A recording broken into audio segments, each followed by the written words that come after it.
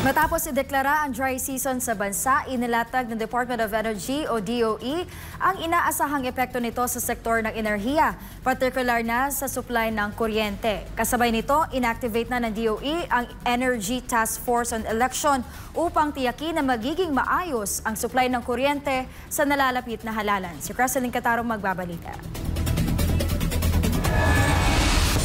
Patuloy ang Department of Energy sa pagsasagawa ng iba't ibang simulation upang matugunan ang anumang posibleng hamon sa supply ng kuryente ngayong panahon ng tag-init.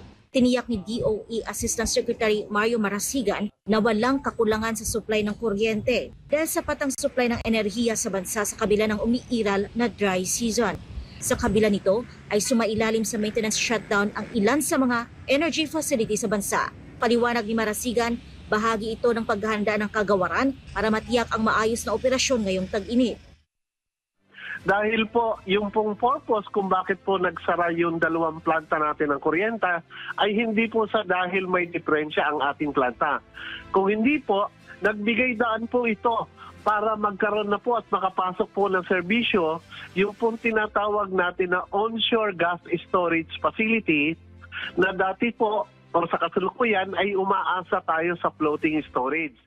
Bilang paghahanda rin sa nalalapit na eleksyon, tiniyak ng DOE na walang magiging problema sa supply ng kuryente sa mismong araw ng butuhan.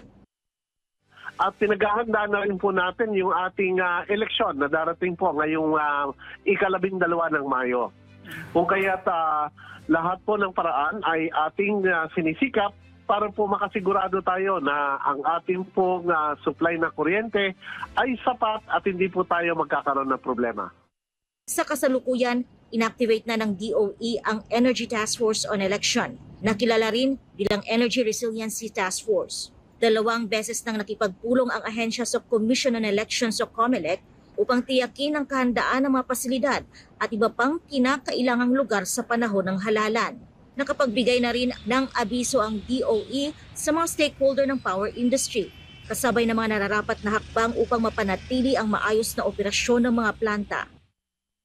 Kasama na po dyan yung kaating kalatas na wala pong magko-conduct ng preventive or repair and maintenance program at least 1 week before and 1 week after the election.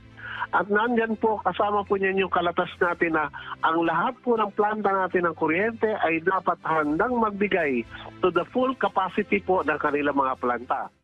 Kasabay nito, inatasan ng DOE ang transmission at distribution systems na agad magsagawa ng masusing inspeksyon sa kanilang linya ng kuryente. Layo nitong tiyakin na 100% ang kahandaan ng bansa sa aspeto ng enerhiya sa araw ng halalan.